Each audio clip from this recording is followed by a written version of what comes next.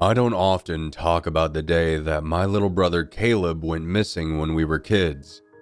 After all, who would believe some kid spouting nonsense about an urban legend?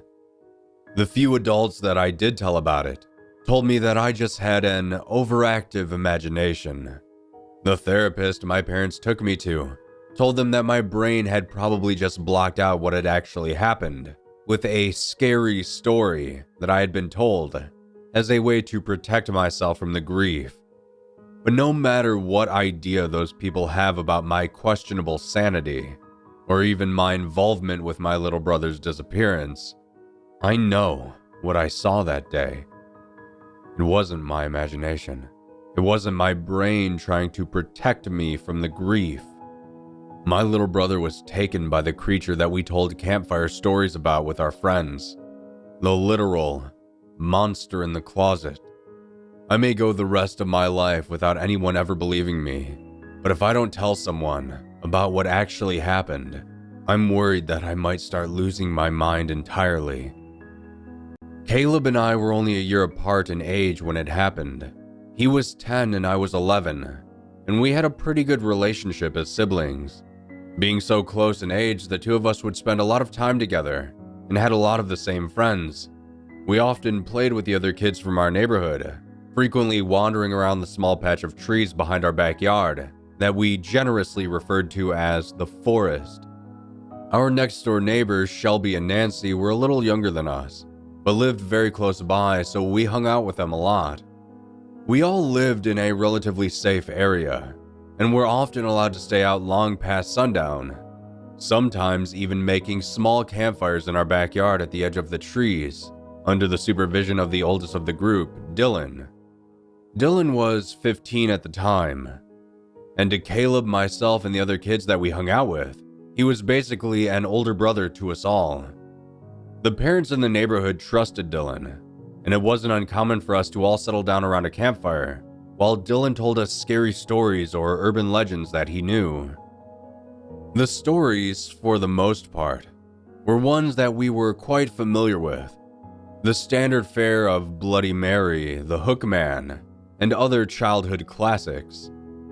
Caleb and I usually just laughed at the stories, or oohed and awed to play along and scare the younger kids. But that was until the night that Dylan had told us a story that none of us had ever heard before. That was the night that he told us the story about Needleteeth. As soon as Dylan mentioned the name, the hair on the back of my neck stood on end, and I felt goosebumps all over my arms. I'd never heard this story before, and I could tell by the solemn and mischievous look on Dylan's face that this was going to be a good one.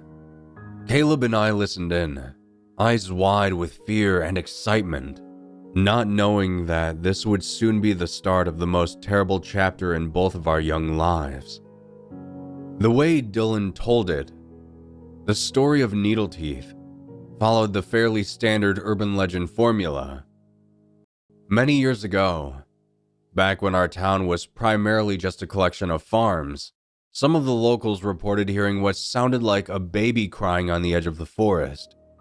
More often than not, when they would go investigate the source of the crying, the noise would stop abruptly, followed by the sound of someone or something, quickly but quietly, retreating back into the woods. Soon, people began reporting hearing the crying sound closer and closer to their houses. Eventually, reports would state that people were regularly hearing the crying right outside of their windows at night. But whenever they would go check to see where the noise was coming from, there would never be anything there. That is, until one night when a man was coming back late from a hunting trip and was putting his tools away in the shed when he heard the crying coming from over by one of his back windows. He quietly peeked out of his shed to see if he could catch a glimpse of whatever was creating that ominous sound. But what he saw surprised him, because it seemed as though a frail little old woman, wearing a woolen cloak, was hunched over below his window. She was weeping loudly with her face buried in her hands. Though the sound did not match what he was seeing, he quietly crept over towards the figure, not wanting to call out to her and startle her in the darkness. When he felt that he was close enough to speak to the figure without raising his voice, he softly asked if they were okay, or if they needed any help. That's when the creature turned its head to face the man, and he realized that the figure was not that of a frail old woman at all. The creature opened its mouth, wider than any animal the man had ever seen before, revealing hundreds of sharp, needle-like teeth. It then let out a screech, unlike anything that man had ever heard. He recoiled and fell backwards onto the ground, staring up in horror as the monster wailed and quickly, almost too quickly, scurried back into the forest.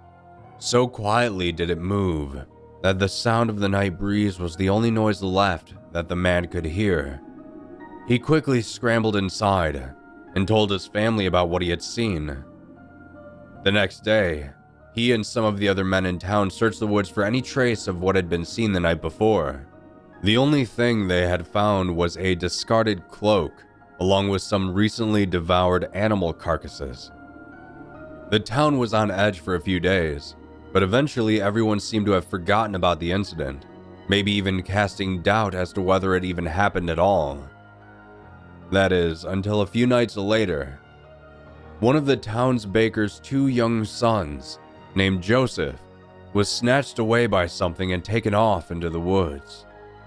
According to the baker's other son, Ezekiel, the two of them had been back behind their house chopping wood for the fire, when suddenly they heard what sounded like a baby crying, coming from behind the woodpile. Joseph, being slightly older and braver than Ezekiel, went to go investigate the sound.